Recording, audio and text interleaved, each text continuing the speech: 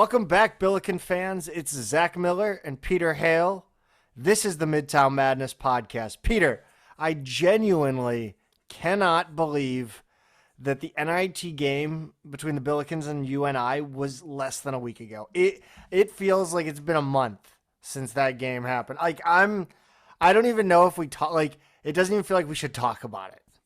It really does feel like that. And I don't know if it's the fact that so much basketball has happened since then that we've been into, or just we want to bury the memory and move on, or maybe some combination of both. It is because I mean, if you three or four screen the NCAA tournament as my Adderall riddled ass does, it like I've taken in more college basketball in the last 4 days now than I have in the whole season.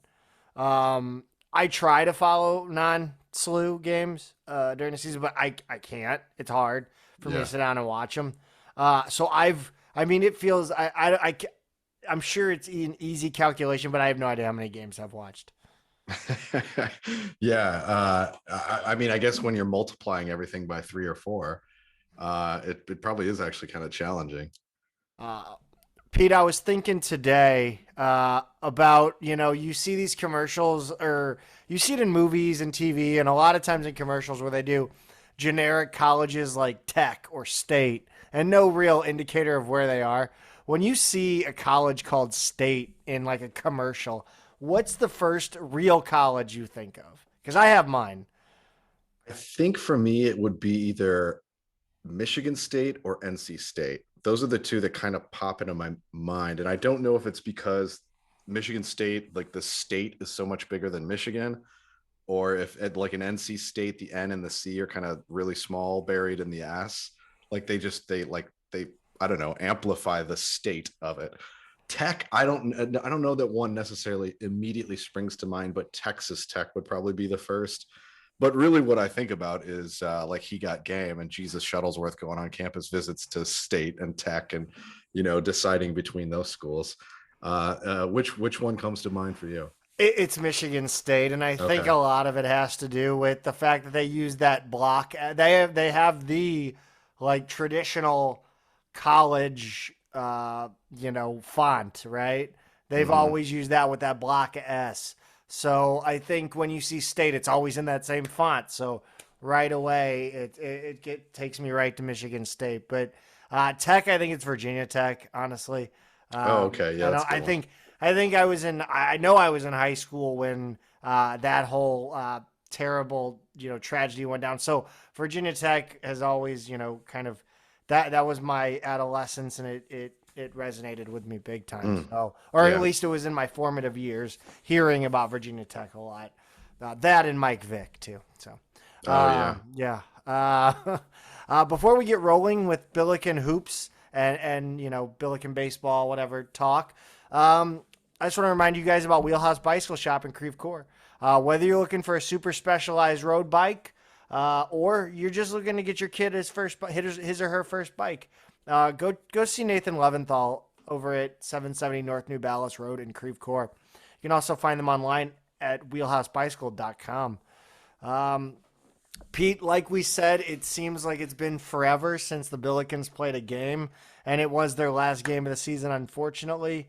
It was the first round of the NIT, and the Billikens, they really didn't show up. 80-68 was the final score. No Yuri Collins in this one to go along with obviously no Javante Perkins. I think I regretted showing up to the arena as soon as I heard that Yuri Collins was not playing. And I know you kind of clued me in on it, that you had heard from somebody before the game, but I was like, I don't know. But Yeah, it was unfortunately, it was just the truth. yeah, it was a little like a note I got that was just kind of like, hey, you hear anything about Yuri not playing today? That's kind of the the buzz, and I hadn't, and I think I texted you like, you haven't heard this, have you? And you hadn't, and of course, within a couple hours, it turned out to be true, and unfortunately, could have used him in this one. Although, to be perfectly honest, I don't think he would have made the difference. Now, I always tell people like my canned response for like when people text me like, did you hear X or like something, just anything vague about the Billikens, I go, don't ruin my day. That's my canned response. Please don't Yeah. ruin my day. I'm already in a bad mood. I do not need no. Yeah, no, literally that's what I text them though. Yeah, I don't know if he would have made the difference. Maybe the team actually, I don't know. Maybe there was some residual.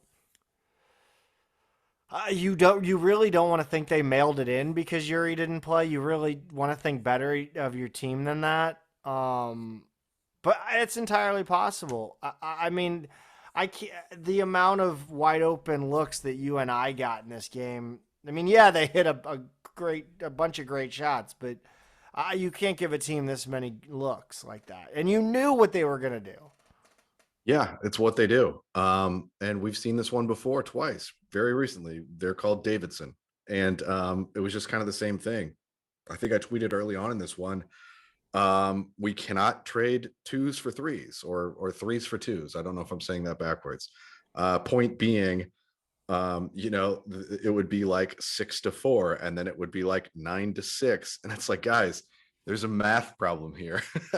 We either need to stop them from shooting and making so many threes, or we need to make some ourselves. And yeah, obviously, that's putting it in the most basic terms possible. But point being, we could not shut down the perimeter at all, and these guys were more than willing to just bomb away all day. And I was kind of thinking about this over the course of the game. I think this is like the worst way to see your team lose. Like, having seen us lose, what was our final record? We lost, what, 13 games this season.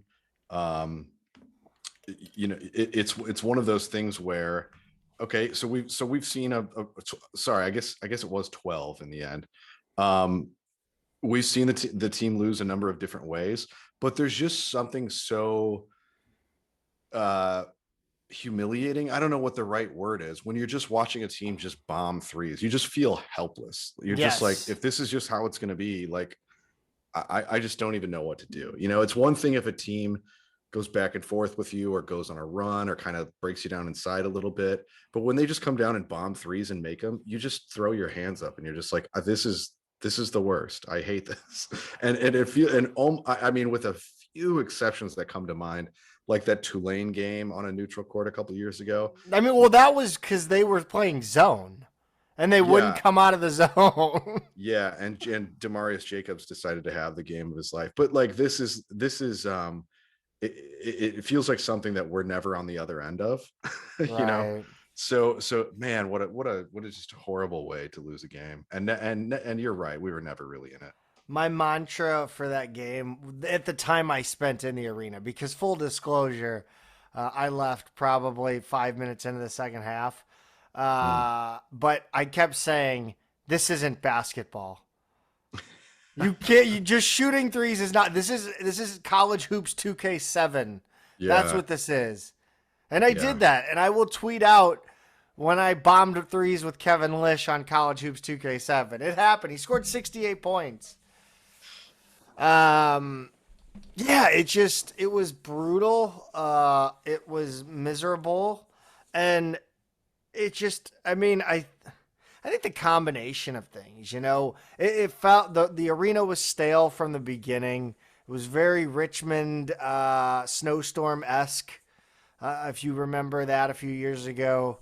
And I just, you have Yuri Collins out, and just everything about it. You and I came to play. They put up shots and they made them. It's just, I, I hate it. I hate it all. But then in the start of the first half, I felt like like in The Godfather. Every time I think I'm out, they pull me back in because we got down to like a 6 point deficit, and Yeah. then it just, they, Yeah, and on paper, again, this is totally a team that you see like, okay, here's how we get back in this, is like, if they cool off, they've got nothing inside. Their only true big man We found out later on because we were recording when the NIT matchup was announced, so we didn't get to really do a full scout on them before our last show. But it turns out their only big man is still suffering lingering effects of what they're calling long COVID for him. He's just never really gotten his form back. And you thought like, wow, we could just kind of take it right at these guys, right? Like Okoro could have like a 20 and 15 game. Like Linson could get some work done. We should be sending Thatch and Nesbitt to the rim constantly. And those guys, Okoro, Thatch, were pretty good in this game. Jimerson had a good game. Nesbitt did get to the free throw line well in this game. Uh, but they never really cooled off long enough for us to really string some good productive possessions together. Um, because they came out in the second half after like you say, we drew a little bit closer. I think we were actually down at halftime. What were we down? Because I remember, it was 5. Because I remember saying we're pretty lucky to be down 5 given the way that this first half went. And then they came out in the second half and it was bombs away again. Yeah. They hit some more and it kind of felt like it was over. So you definitely see like here's how we can beat this team, but as it was the case with Davidson twice, it was just not going to happen. And another thing we tweeted out during that second Davidson game was, well, we've got about 9 months to figure this out. Like whatever it is, with a team that can just bury it from the perimeter all day, we've got to do a little bit more to neutralize that. So here's hoping we learn from these games. Yeah, just unbelievable stats for you and I in that first half too. 48.4% from the field, 50% from 3, and 0% from the line. 0 of Yeah. 2. Like, I mean, and they had 18 points in the paint too, which, you know, I'm surprised they had that, honestly. Yeah, and I mean, I'm not surprised they're not going to the free throw line, given that they were just content to shoot from 25 feet away. Yeah. So that certainly makes sense. One thing we did notice right after we stopped recording last week was they're one of the top free throw shooting teams in the country, which doesn't surprise me. Normally, guys who can shoot it pretty consistently from the perimeter are also good from the stripe, and they were 8 of 8 in the second half. Um, but yeah, fortunately they didn't get more attempts there. But why would they? Like if you're gonna shoot that well from 3, then just keep going. And we learned they really don't need to rebound. Uh, we out That's right. rebounded them big time, but like when you're just burying threes, Yes. I don't know that. I man, what do you hang this one on? Do you throw your hands up and say, "Good on you, you and I, you kicked our ass," or do you hang this on Ford? Do you hang this on injuries, player effort? I mean, I mean, as much as you want to say that good on you, you bombed away threes. What the hell are we doing? I Like think we know, we can't. They're not gonna beat us on the drive, and yet yeah. we don't close out. I think it's probably a combination of all of the above. Not having Yuri, obviously not having Perkins all season. At the same time, they've got some injuries on their side that they're dealing with, but this particular matchup, I don't know. I didn't, as time went on after this was announced, when it was initially announced, I thought maybe, like they had a pretty good conference season. They look like maybe not an ideal matchup for us, but yeah, okay. But as time went on, I liked it less and less. I felt worse about it. And unfortunately, it was kind of the worst case of what I had feared come to life. I don't know what the answer is. I really don't. But I know that as Stu Durando, I got to give him credit, correctly pointed out, we actually were a pretty good 3-point defense team across the whole season.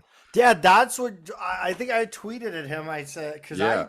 I said like I can't say it on the pod, but I mean that's what I said. Like I was like I would like to see 3-point defense improve, and he corrected me on that, and Yeah. I'll And, take and I my mean, lumps. he's not wrong, but a lot of it really was a case of the teams that shoot it the best, the teams that really build their offense around shooting a lot of threes, ball movement around the perimeter, shooting early in the shot clock, shooting threes in transition, i.e., Davidson and UNI are the teams that really picked on us.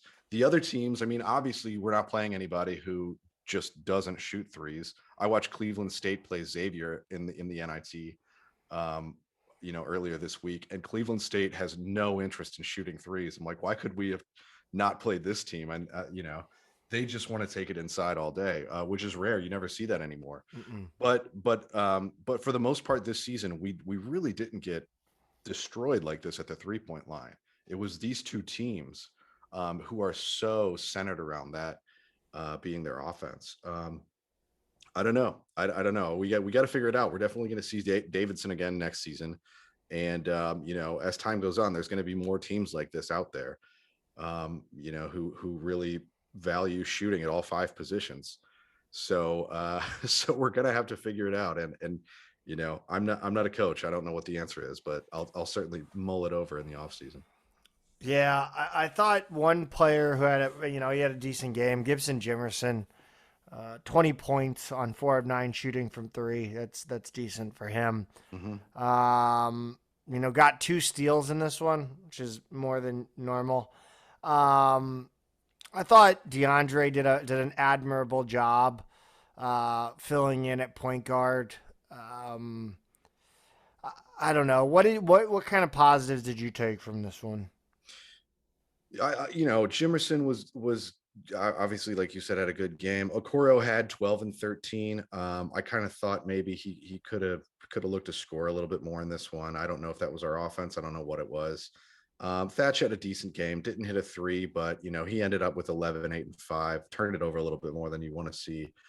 And I did like that Strickland was kind of cut loose in this one a little bit and got 18 minutes. I did like to see more of him, and thought, maybe we could have given him more minutes as the season went on, but it doesn't really matter anymore. So if I'm looking at kind of silver linings, I think maybe those things. Again, you put Rashad Williams in for 3 minutes. We've hammered this all season long. If you're going to play him, play him. If not, just don't, because he needs time to heat up. He's a volume shooter who would probably fit in on that Northern Iowa team. And, playing him 3 minutes doesn't really highlight what his value is. So, just not a great game. Yeah, not at all. I guess that's a decent enough transition into Markai Strickland. Announces on Twitter that he is entering the transfer portal. I don't think this was unexpected, nor do I think this will be the last. What was your initial reaction to this? And obviously, I don't think you were surprised either. Not surprised, but I never, no matter who it is or what the circumstances are, unless it's a dude who's just pure poison. And I can't think of a guy who necessarily would have been that in a while. I don't like seeing guys transfer out. I want it to work out for everybody. Everybody who signs an LOI with us and shows up on campus and puts in the work, I want to see it work out. But if I'm Markai Strickland, he's a redshirt freshman who has been here for 2 years now and not really seen the floor much. It's clear that he has a high ceiling. He's got, elite leaping ability.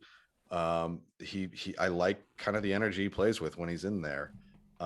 He's still raw, still learning, still got a ways to go, but there was clear potential there.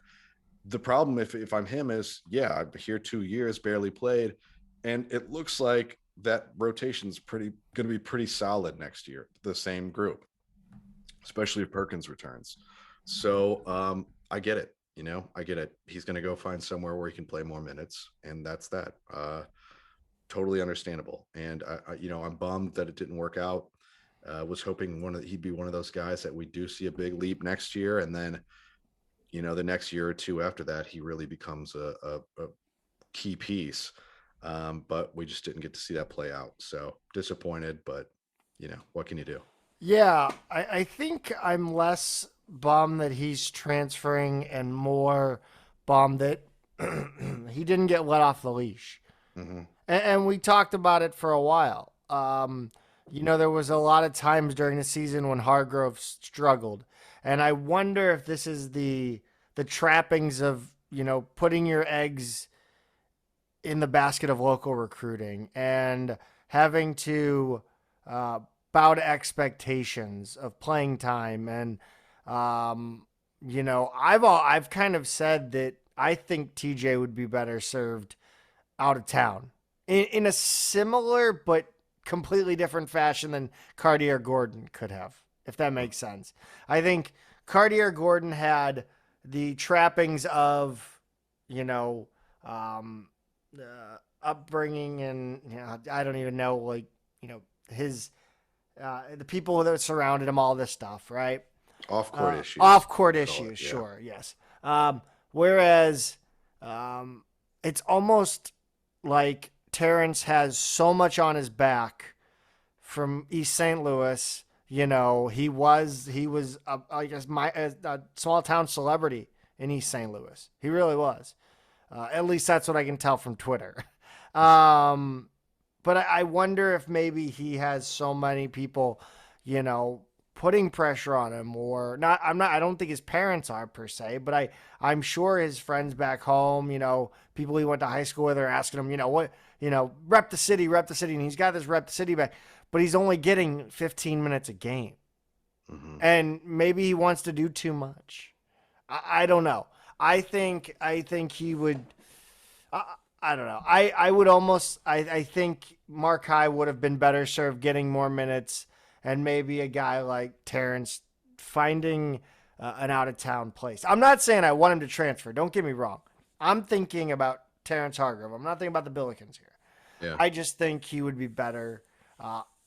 He would have been better going away to school. I really do. I Hmm. hope he makes that leap this off season and finds his game and finds you know I guess his control on the court, because I think a lot of his issues are, he plays a little bit beyond what he can do. Yeah, I don't disagree with that part. I think obviously first and foremost, I'd want to see him take that leap, like you said, in his game, return and really show some development. I think that kind of, this year compared to last didn't see a ton of development. And he's definitely made 3-point shooting more of a piece of his game. And went through that big cold streak in like January and early February, that we had talked about some earlier on the show. Um, I don't know what the future holds for him. I don't know where his mind's at. I know it is important for him that his parents do get to, pretty easily see all of his games. So I think that's key. And there are so many things I really really like about him. I would just like to see his game expand around those. I would like to see either his game expand Mhm. or him just go all in on being a shooter. Uh, like it, I don't know if he's being utilized right. Like, we're not getting out and running enough with him. Like Yeah, we're not playing guys like Mark High. Like Mark High, at some point having a lineup of Yuri, Gibson, Mark High, TJ, and like Okoro or Linson. Like, that's a hell of a lineup to play some really havocy style defense. Get in passing lanes, get those, or maybe like a Bayheim zone, and try to get out in transition off turnovers. I just don't think that TJ is set up for the half court. Neither is Mark High.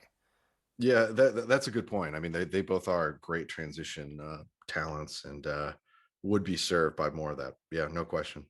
Um, yeah, and we're gonna do. I have a plan just behind the scenes that Peter, myself, and then two other A10 Twitter peoples, personality, whatever the hell you want to call them.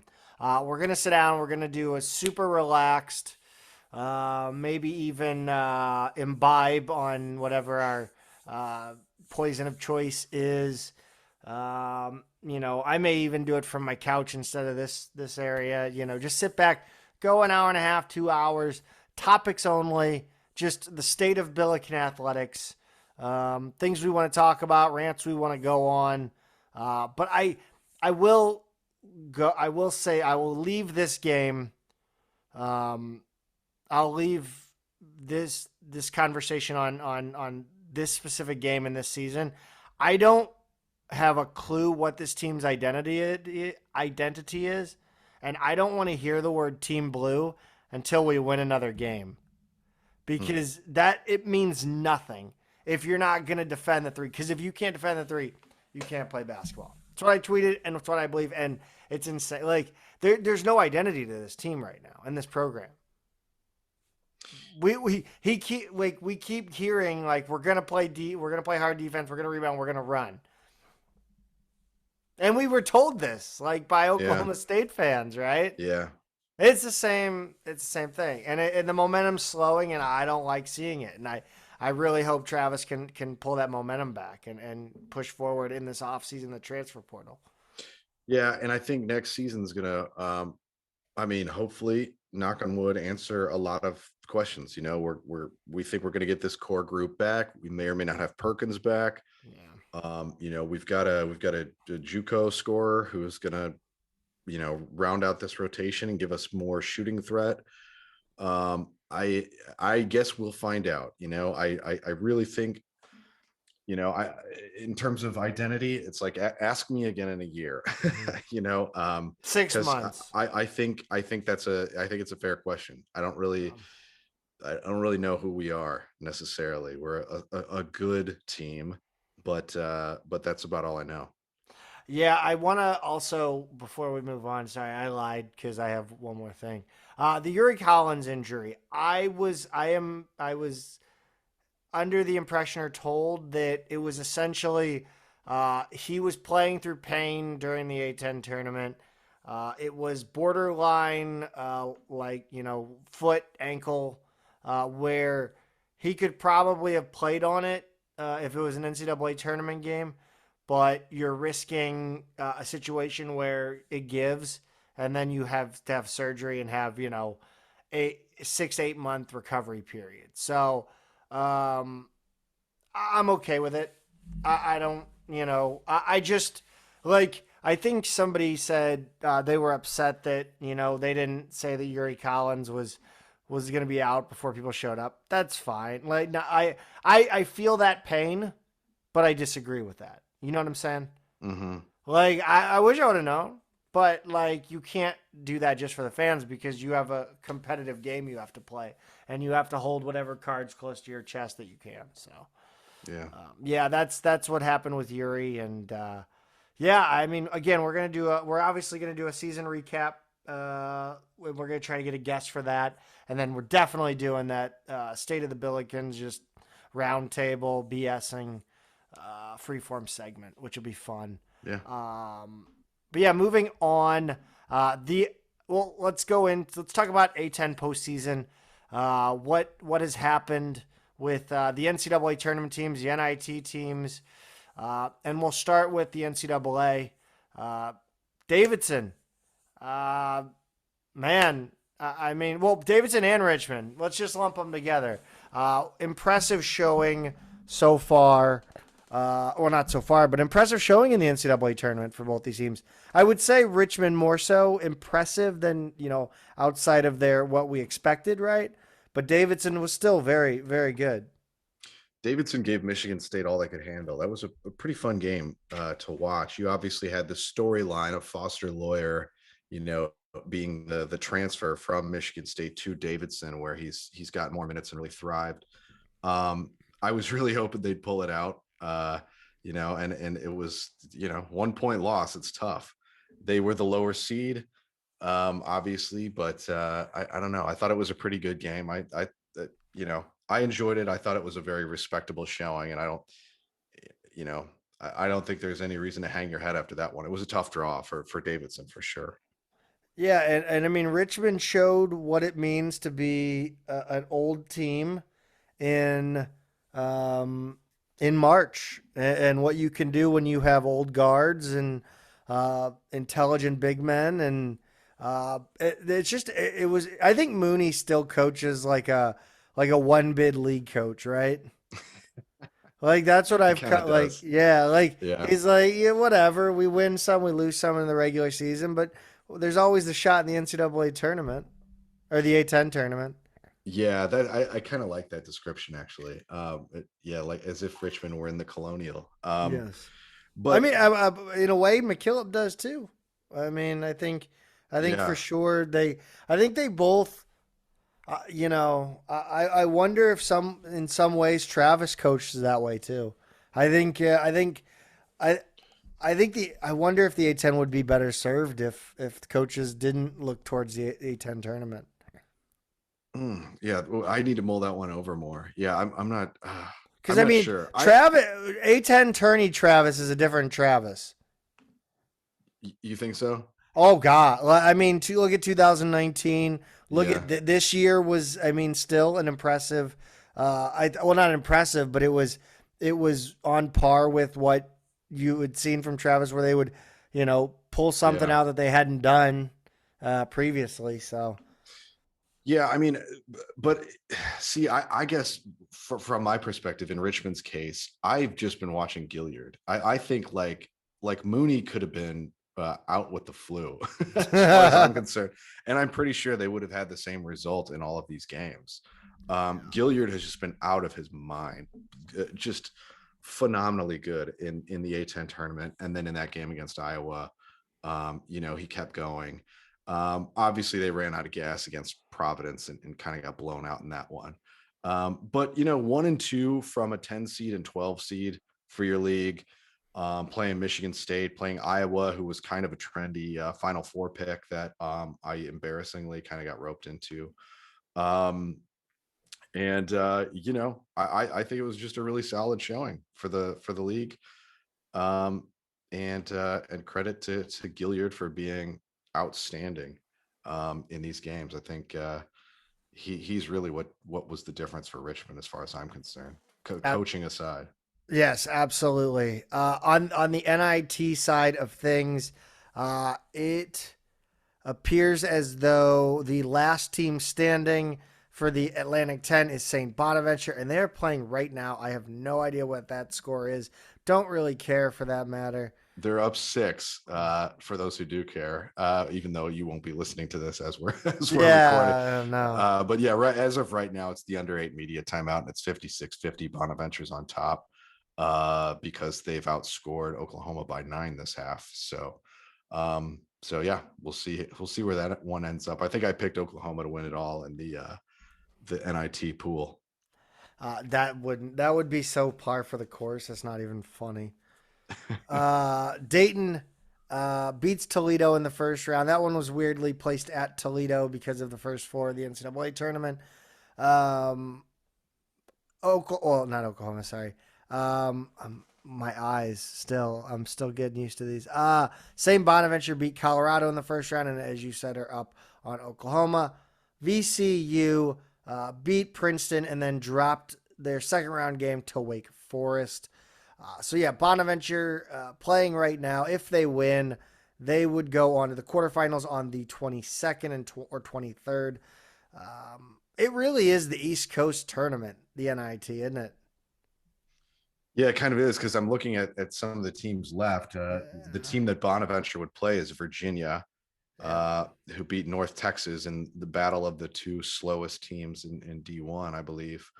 Um, Is you know, is BYU the only team west of the Mississippi? Washington State is still in it. Oh, okay. Um, so yeah, you've got them. We'll Well, see they what would have. Did they beat SMU today? they beat SMU. Yeah. Okay.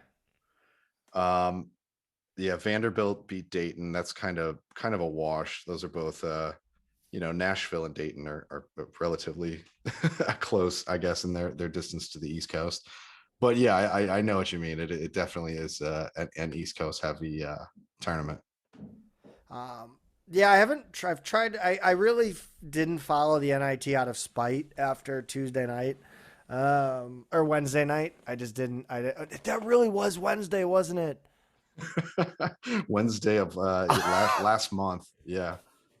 It literally. This week feels like the entirety of 2020.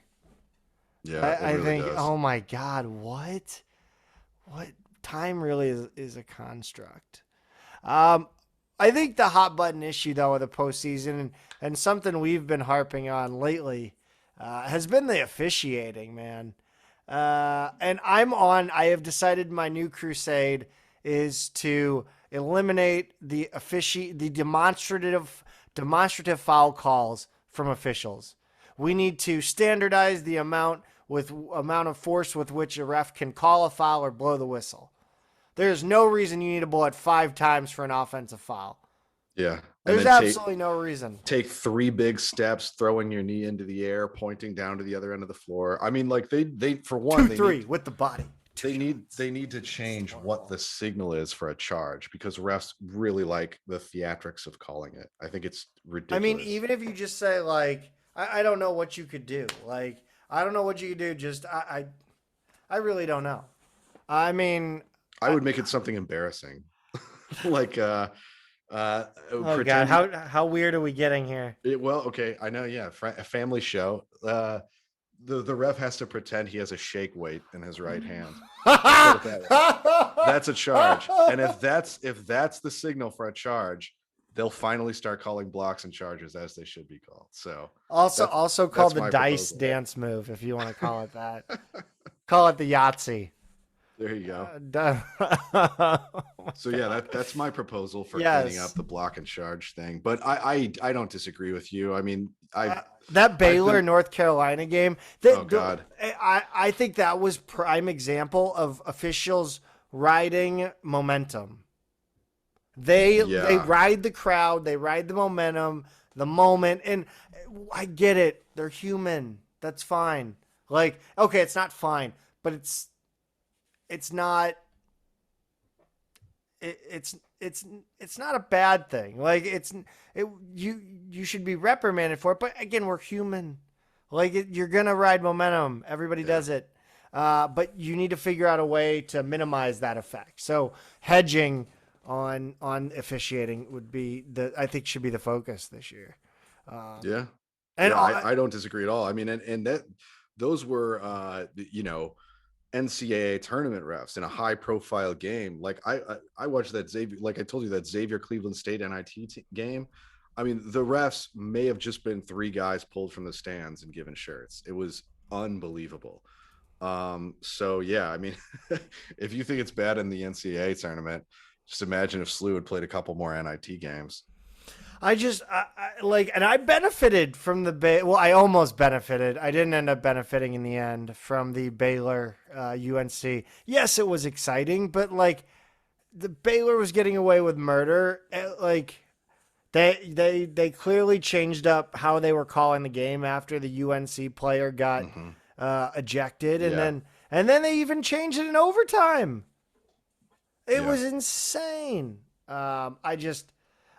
Something's got to give with officiating, and I'm not even talking about how you specifically interpret rules or anything like that. I'm specifically talking about how you manage officials' emotions and like how you keep them from riding momentum, because I think it clouds their ability.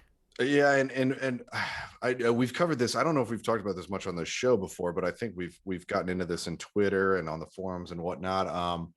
Officiating would be a very, very hard thing to reform. I mean, these are independent contractors. They don't work for a league. They don't work for the NCAA. They don't work for anybody but themselves. They get asked to do games. They try and cram as many into a season as they can. Having been around them when I was in college, they show up an hour before the game, from the airport or their rental car, the hotel or whatever. And they're out of that tunnel at the final whistle, hit the showers, and they are gone as fast as they can be, man. I mean, there's just no, which is fine. I mean, you don't necessarily need them hanging around everybody or whatever, but it's a very mercenary kind of job. And I guess you could say that there's some incentive to do well, so you get called back, but there's also incentive to, Big Ten games pay a lot more than Colonial games. So if you want those Big Ten games, maybe those non-conference games should be a little favorable to those Big Ten home teams, kind of thing. So, it's a big mountain to climb in terms of and I could go on a lot longer about it, and I won't. But it's a big mountain to climb in terms of reforming officiating. That's for sure. All right, I'll take a step further here. If we have a listener out there that knows a college basketball official, I would love to get them on the podcast. I want to hear how they're like. I want to talk about a week in their life.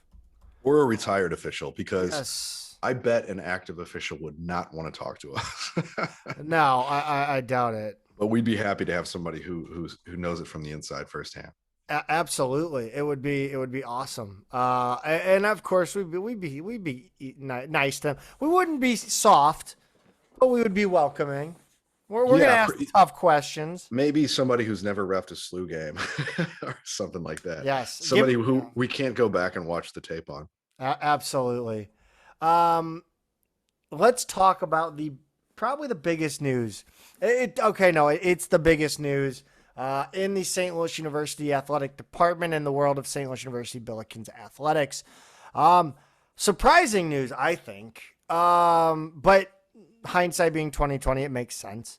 Lisa Stone, head women's basketball coach, I don't know the proper description of what transpired, whether she was fired, her contract not being renewed, whatever you want to call it. She is done at St. Louis University as head basketball coach of the women's basketball program. Peter, shock, surprise, not surprised? What are you thinking? I really was surprised, though. The way that they worded this was SLU, or Billikens, to make coaching change in women's basketball. Obviously they like to soften it a little bit. Mm-hmm. And Coach Stone herself put out a nice statement, about them agreeing to part ways, or whatever she said, in terms of the language around the event itself. I was surprised. I thought she'd get another season. We've talked all season long about how this team had the injury bug, and in a pretty major way. And I think that was kind of the number one reason for them performing below expectations. Obviously it was. I thought she'd get one more crack at putting together a top 3 or 4 A10 season, and having a shot to get the program's first tournament bid. So I don't know. I really am surprised. I don't know. Was this the last year of her contract? I'm actually not sure. I don't think anybody would really be able to tell you that, besides Lisa Stone. Yeah, so maybe it was a timing thing. Yes. But even so, if her contract was up this year, I wouldn't be surprised to see just kind of a 1-year extension, just to say, hey, one more chance. I don't know. I will say, though, I was pretty surprised. What about you? Yes, I did not expect it. Of course, I did not think Lisa Stone was the next coach with her head on the chopping block at St. Louis University. Everybody knows how I feel about that. And I also I really don't like to call for people's jobs as much as I can avoid it, unless it's just beyond ridiculous. See Jim Cruz, see Kent Miller. But like the way, when you look at the timing, though, it really does make sense, especially if her contract was up and not being renewed. And I think that's probably what happened here. I think a lot of it has to do with, she plateaued. We talked a lot about plateaus with her and not breaking through the ceiling that she had reached. And that's fine. I think if it was a deal with the contract being up, the Champion Center being built. Obviously, he said it in the statement, right? You have Kaija Harbison and MST both announcing they're not coming back, which also makes me wonder when this was decided. Because did they decide not to come back because they knew Lisa wasn't coming back, or did they decide to make the coaching change because now you have all this turnover? Since you're turning over the cornerstones of the roster, you might as well just turn over the coach too. Like, if you don't think Lisa Stone can do it in 1 year, you're looking at a 3 to 4 year rebuild. Can she do it in 3 to 4 years? Right? Yeah. That's the question you have to ask, I think, and that's probably what they did, and I guess what they came up with. was that it time to find someone new. And by the way, if you're gonna fire Lisa Stone for mediocrity, you better be, like I said on Twitter, you better be ready to back up that damn Brinks truck and make a home run. Yeah, that's a good point. And 10, it kind of is a magic number. When I was there, Jill Pizzotti, Mm-hmm. it was my senior year was her 10th year, and she was let go at the end of that year. It wound up being a disaster of a year, which was true also of the men's team that year, 04, 05.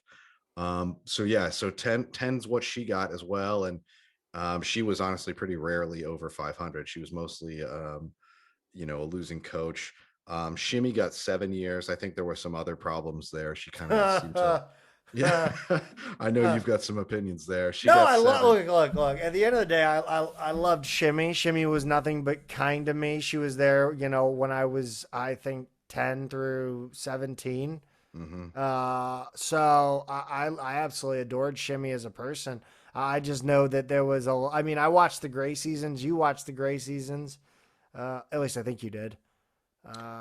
If I, oh, I don't think I ever did, man. All right. It's one of those. I've got to go back and watch it. I know.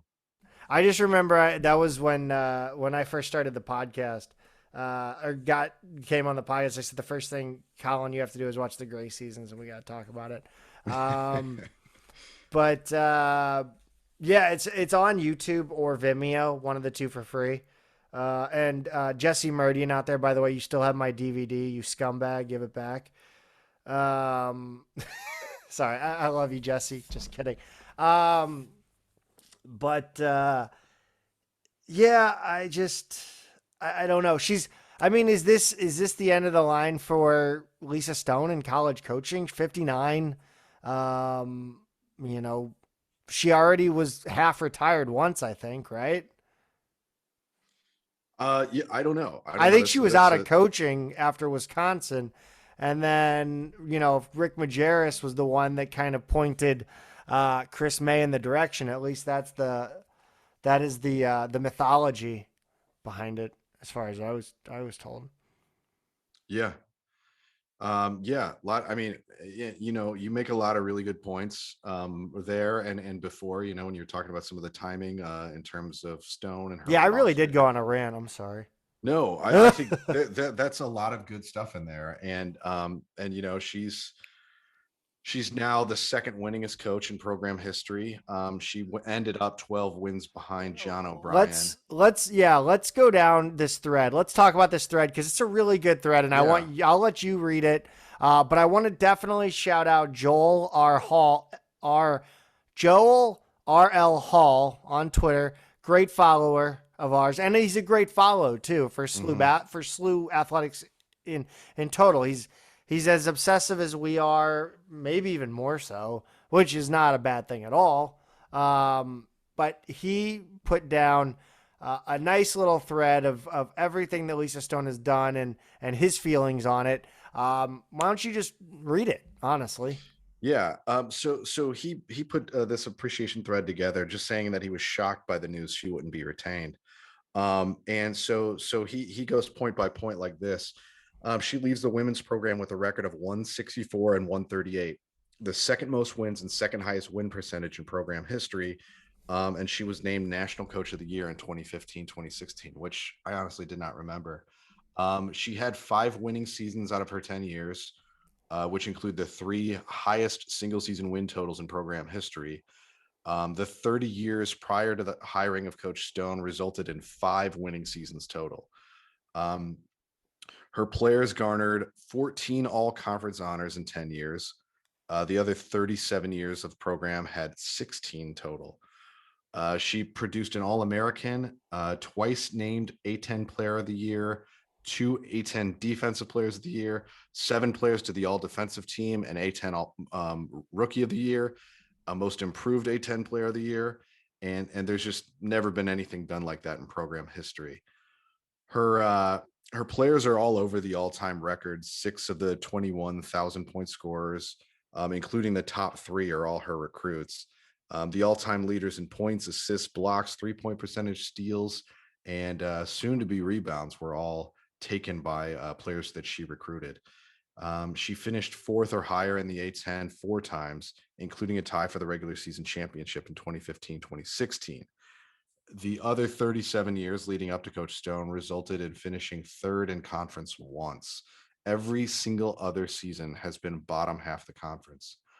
Um, her team, her teams made postseason tournaments four times and went 5-4 in those tournaments. That's all NIT, I guess, or CBI appearances. Um, Wait, would it just be NIT? Now I'm curious there. I have to double check that. Regardless, um, she made in all the years leading up to her, they made the postseason once. That was an NIT appearance when Coach Pizzotti was there back in my era, and they lost that game. So she really built this program from nothing. Is kind of where he's wrapping this up. Before she took over, it was a glorified intramural team, in his words, and it's hard to fathom how just how low the program was regarded prior to her. She legitimized the women's hoops program, and he wraps up with this, which I've kind of seen echoed a few other places. Yeah, we talked about it. He said the onus is now on Chris May, the athletic director.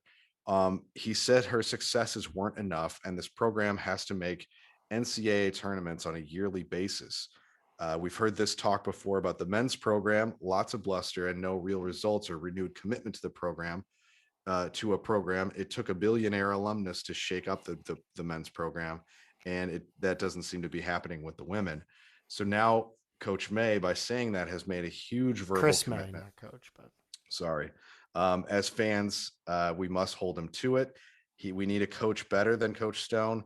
There might be 20 of them available in the country. He better hire one of them and give that coach upgraded operating budgets and staff. Yeah. And if he doesn't or isn't able to, he just let go maybe the best coach SLU could ever hope to hire for women's basketball. If this next coach fails, then May's contract should be the one who isn't renewed.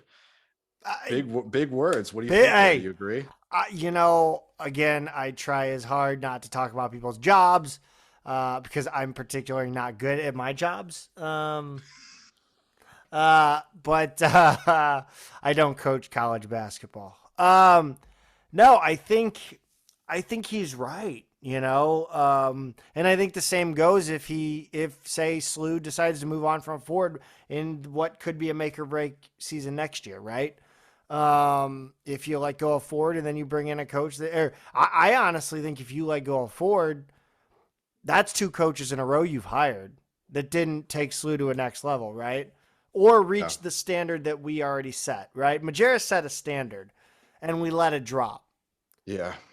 Yes, Ford has brought us back to the standard of somewhere between Soderberg and Majerus, right? He brought us back to somewhere around Spoonball-ish. Not he's not Charlie Spoonhour. I don't want to get in, but he brought us back to where we could make an NCAA tournament, but we weren't consistently doing it. Majerus took us to another level, put us in the top 10. Okay. What I'm saying here's the point, and I said it already, but I'll reiterate it. Chris May let Soderberg go for mediocrity, and he hit a home run with Rick Majerus, and a lot of thanks to Dr. Chaffetz for that too. You have to do the same here for women's basketball. That means you have to go find and I think they did say they wanted head coaching experience already. I mean, you have to get. I don't know. Smesko out of Florida Gulf Coast is the home run is the perfect game grand slam hire for this. He is the guy that every SLU fan should be clamoring for. His winning percentage is at 800 at Florida Gulf Coast. He's been there for so many years. He turned down USC, and as was pointed out on Twitter by Spoonbills, I believe. Remember another coach that turned down USC prior to the Billikens, and that was one Rick Majerus. Smesko is still young, but he's got a ton of head coaching experience. But you cannot fire for mediocrity and then you have to be ready. You have to have the money. There has to be some idea of what you're gonna do. If they did this and then they're still looking now, and they don't at least have one or two main targets that they're going for, I don't get it. Yeah, I think that's all right. I don't know. I don't see anything where they say they want head coaching experience, unless I'm just missing it. Yeah, The last sentence of the last paragraph of the official press release is there's no timeline for the announcement of the 8th head coach in SLU women's basketball history. Also, there will be no further comment from SLU on the search process that's or annoying. candidates involved. Maybe we'll get some leaks here or there, but I think they just kind of want to make a big announcement. I mean, what they're really hitting here is, look, we've got this O'Loughlin Family Champions Center. They're now playing in Chaffetz Arena, and they've got the practice facility, they've got the locker rooms. We've made a big infrastructure, public, showy commitment to athletics, and every program needs to be up to that standard. So my question to you now is, we're seeing the pressure increase in the basketball programs, and them kind of sort of, putting their money where their mouth is and at least trying and committing. Are we going to see that hit some of the other programs as well? Yeah, it's interesting. You look at men's basketball. Is this a shot across the bow at Travis Ford and says, "Hey, buddy, time to put your money where your mouth. It's time to put up or shut up."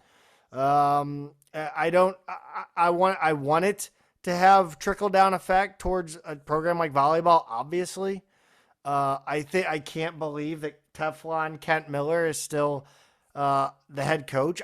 He must have pictures of Chris May sitting in his office somewhere. I don't know how he gets away with. He has made a cottage industry out of finishing third. 7 out of 10 years, the man has finished third in conference.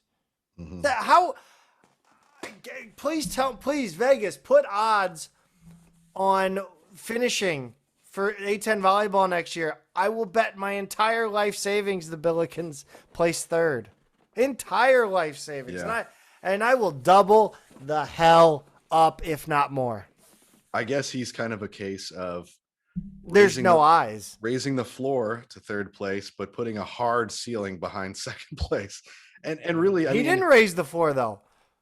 No, I guess. And Cordes. Yeah, and Cordes went to that's true. Two or three NCAA tournaments prior to Kent Miller getting here, and just he's Jim Cruz. They can't get around Dayton and VCU in that conference. No, and the ones below them put dog biscuits as their budget. Yeah, it's a bag of Purina. That's right. Yeah, you got to win. Yeah, those are just the teams you have to beat. I mean, I do think that's and speaking of floor and ceiling, that's a Coach Stone really did raise the floor of the women's program. Made them more competitive in the conference every year. A couple of those seasons really stand out. Unfortunately, in the last few, she hasn't been quite as successful. Really unlucky this year. I thought this year would be a stepping stone year. A little more program turnover too, which I mean I mean the portal is bigger now, but I mean there's external factors as well. I really like her as a person, and obviously wish her all the best. But I mean, look, she raised the floor of the program, and I guess now it's time to make that next step. So I was surprised. I thought there was another year there. I feel bad. But I guess onward and upward. And speaking of onward, Stu Durando did a little fun list of what he thought as far as potential replacements. And sorry, I lost it somehow because I followed a link. But he went through some coaches, and I have a couple. Obviously, I mentioned Smesko, but he said an initial list of names for SLU women's opening based mostly on guesswork with some fun possibilities and a bit of informed input for entertainment purposes only, whatever that means. Dawn puts South Dakota head coach, I guess. Don P from South Dakota, you're on the air. Austin Parkinson, IUPUI. Molly Miller, the Cult of the Grand Canyon. Bart Brooks, Belmont, alliteration aside. Kristen Gillespie at Illinois State. Carla Berube at Princeton. That would make, well, 2 head coaches in major sports in one city with the same last name. That's not like Johnson or Smith. Right. Aaron Johnston, South Dakota State. He throws in Nafisa Collier, which, shut up, Stu. There's a splashy hire. She's still playing. Yeah, I don't know. That name's, it just didn't make sense to me there. Yeah, but, I just don't. Yeah. Carl, my guy Carl Smesko. Dan Rolfs at Incarnate Word. It's interesting. That one actually kind of is intriguing. Jackie Stiles is obviously a name that will ring a lot of bells in the area. Gail Gestencours, a Kentucky assistant. And then actually there was one really interesting tweet that I saw recently from Michaela McGee, who works for Fox 2. She's a reporter for Fox 2, at Mikala McGee, MCGHEE. She says, now that St. Louis women's basketball is on the hunt for a new head coach, I think it's only right to throw Deanna Jackson Durrett's name into the hat. St. Louis native and one of the top young coaches in the nation. This is her 4th season I think it's her 2nd year as associate head coach, but she says it's her 4th. Yeah, I don't know if her bio is updated on Texas's website, but she is the associate head coach at Texas under it's in her 7-year tenure alongside Vic Schaefer. During that time, she's helped lead her teams to 6 NCAA tournaments, 5 Sweet 16s, 4 Elite Eights, 2 Final Fours, 2 national runner-ups, 2 SEC championships, 1 SEC tournament championship, 1 Big 12 championship. I kind of like it. I like that. I'm a Smesko or a Jackson Durrett guy. Those are my 2 new favorites. Yeah, that's intriguing. I kind of like both of those profiles. I do also want to make one clarification. When Stu is talking about Dan Rolfs from Incarnate Word, he's talking about Incarnate Word High School. Right. There actually is a University of Incarnate Word in Texas. That's a D1 school. So listed among all those other smaller D1 schools, my first thought was, that's a weird spot. It's a really small program. And then I'm realizing like, oh yeah, that's the powerhouse program in the state of Missouri for girls basketball, Incarnate Word, and they have been for a long time. And unfortunately, those Incarnate Word players are going places like UConn and not to SLU. And it would be pretty cool to get somebody who can get that top talent from Incarnate Word and other places around the city, because that's one thing the women's program has generally not been able to do. Yeah, I mean, look, if you want to give me either Deanna Jackson Durrett and or Carl Smesko, and then throw in Dan Rolfs in there as an assistant, hell yeah, I'm there for it. Dan Rolfs as a head coach, it intrigues me a little bit, but I'm not there yet. But I wonder if, see, that's the thing though. You're gonna fire Lisa Stone again. I keep going back to this about you have to have the balls to make the best hire, right? Does Chris May, and sorry, this is Chris May, I apologize ahead of time for what I'm about to say. Do you have the balls to make a hire like Deanna Jackson Durrett, that's an upcoming assistant with do you have the balls to take that risk? That it pans out, right? Because if you have the balls to fire a coach for mediocrity, you better have the balls to take a risk. Yeah, I'm looking at her profile now, and I really do like this. And yeah, you're right. Let's see what happens. But this is actually a really good list of names between this one and the one Stu put together. and I know you've got your favorites. I'm going to do a little more research on some of these others. What do you think about Jackie Stiles? Well, I mean, like that's maybe the most recognizable name to a broader generation of basketball fans. You know, maybe taking out Collier as a more current star, but that's a name that St. Louisans and Missourians know really well. Yeah, I wonder how much she has. I don't think she's at Tulsa, by the way, unless she's a Tulsa men's assistant. Um, I didn't actually think she was coaching at the moment. Yeah, it looks like she is a Tulsa assistant as of this year. She was at Oklahoma before. Okay, so she's gonna be like she just took the job. Yeah, I think this is her first year there. Okay, that's because she wasn't on their like roster, which Yeah. was weird. You know what? I don't mind it. You know, she was at Loyola Oh wait, Marymount. no, sorry. She stepped down from their staff. She was hired in April to join head coach Angie Nelp's inaugural staff, and then 2 months later she stepped down. Huh. And then it looks like she got into a business venture. She's a franchisee for a next gen fitness. Well, let's close the book on So Jackie Stiles. so yeah, she's running a next gen fitness in Springfield. So yeah, okay, maybe that one's not going to happen, Must but be a nice little life. I guess so. I mean, Uh, she's just like Springfield. Regardless, yeah, I like some of these other names though. that is So not what I remembered her looking like, but okay.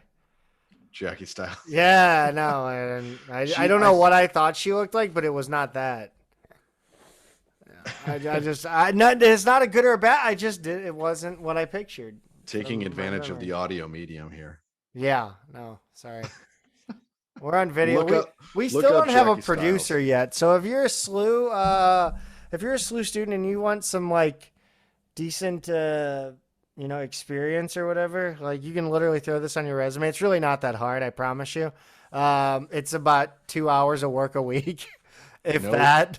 no pay, no Yeah. no course Yeah, hey, credit. we But can talk. We can we will talk give with you court. good references. Hey, we can. If do we need to like incorporate or something to get that to like make it official so somebody could get course credit? I don't know. TBD.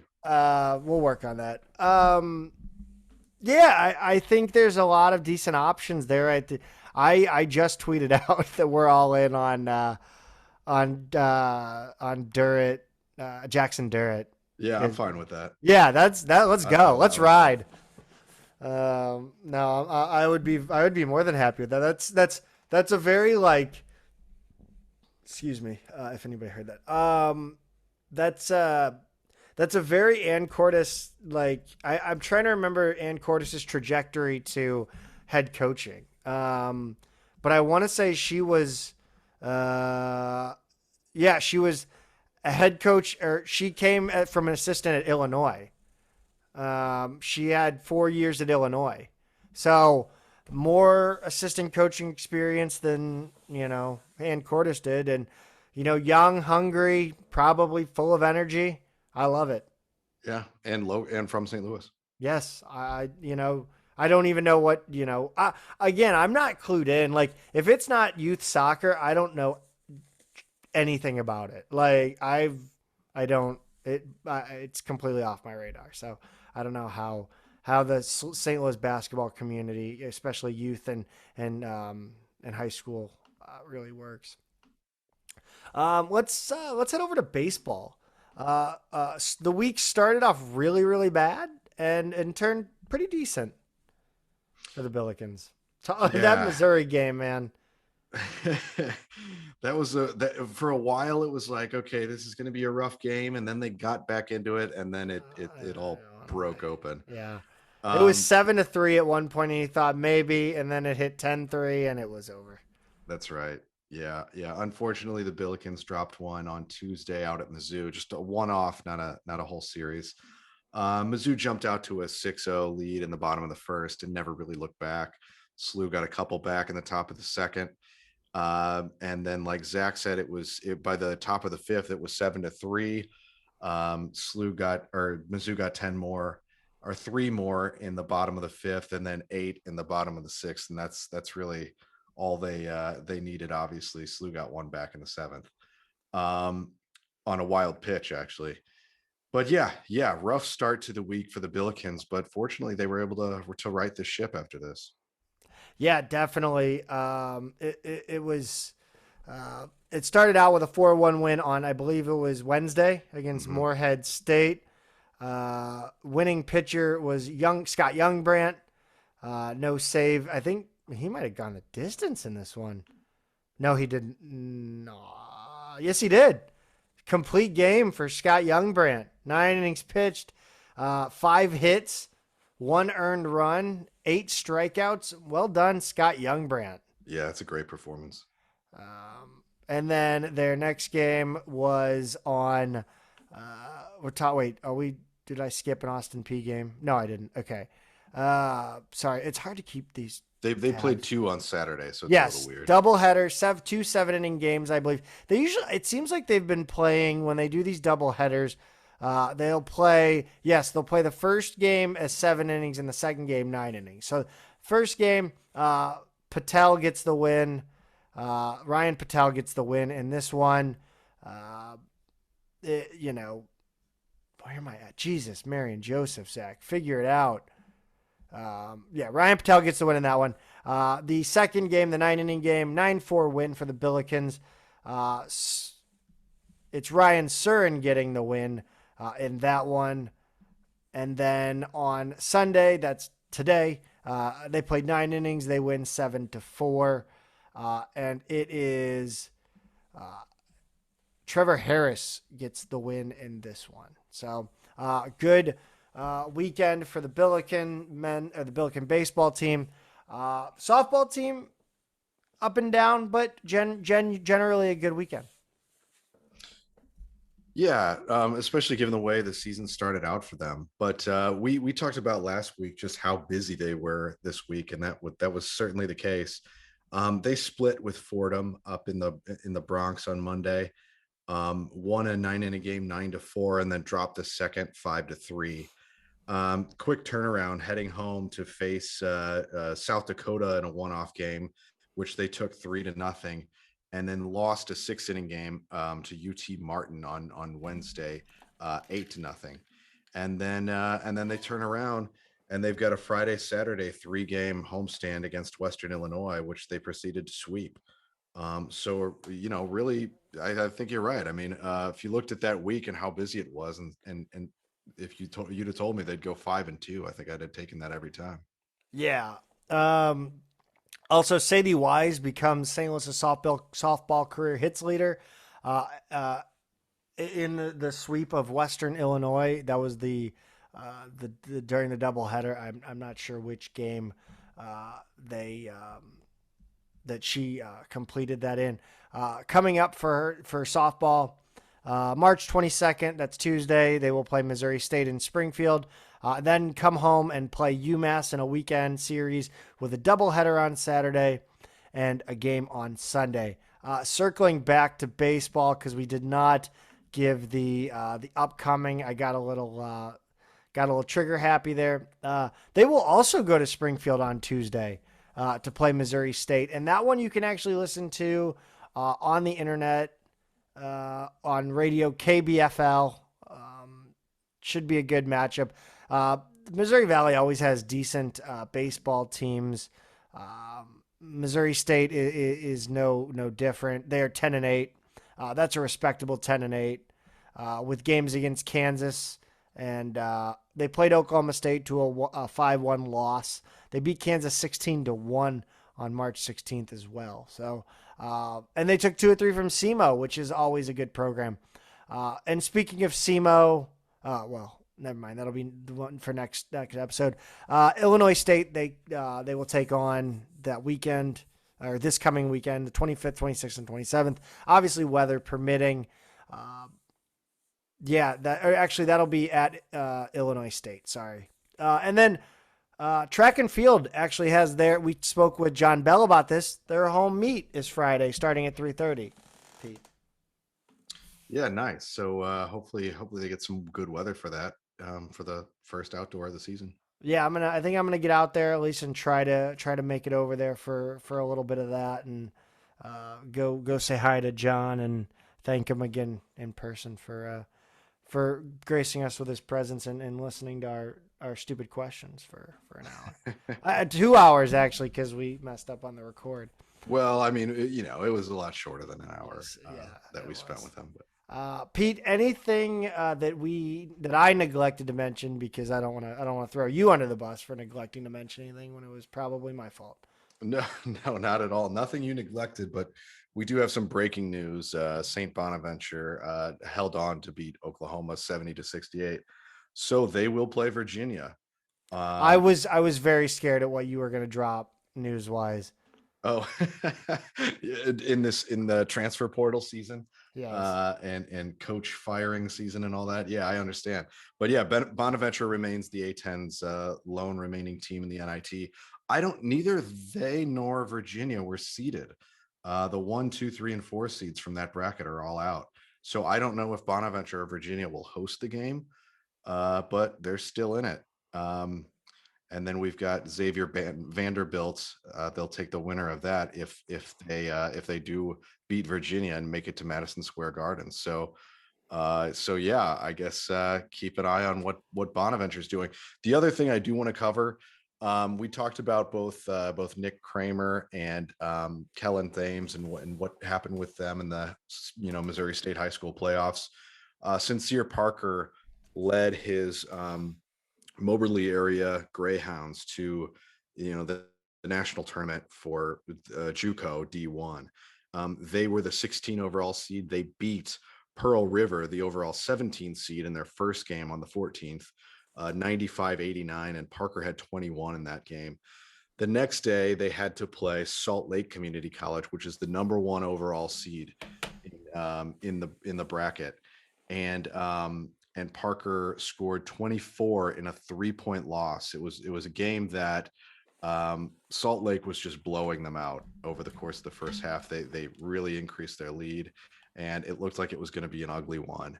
And then they completely stormed back and made it a game that really went down to the wire. They had actually a shot to tie it at the end there and missed it. So, unfortunately for them, they didn't get it done in the end, but they gave the number 1 overall seed all they could handle, and Parker was a big reason for that. So credit to him on a great season for him in Moberly area, and we're only a couple months away from these guys showing up on campus, so can't wait to have them. Yeah, I'm excited. Like I said, we're gonna have some more content. We're gonna try to get some interviews and keep this running. And of course, we're gonna have to get together and talk about how often we're gonna update in the spring, see what we do. But I mean, we're gonna try to do weekly, but it's definitely, I think, once basketball ends, it's not either of our main priorities in life to hop on the pod, and we're gonna try, schedule permitting, and try to work around as much as possible. But yeah, we're gonna, hopefully we can get this. We'll talk about who's gonna come on the show. I think we're gonna try to get West Pine Bills one half of that, and maybe Chap Daddy to come on, and we're gonna get a little tipsy and talk Billikens. So yeah, that about wraps up the week that was in Billiken athletics. Follow us on Twitter at Midtown Mad Pod, at Peter is a tweeter, at Zach Miller MMP. Of course, we appreciate any and all suggestions you might have for the show. Also, shout out. I don't know who you were, but dude who get fist bumped and told me we have an awesome podcast. That shit made up for everything that happened at Wednesday's game. So that really warmed my heart. So thank you for that. We also, we appreciate any suggestions. So please, reach out to us. Go subscribe to the show on all platforms if you haven't yet. Also leave a review, 5 stars. Leave us, even if you don't love it, 5 stars, and leave us a little constructive criticism. We love it. As always, Pete, go Bills. Go Bills.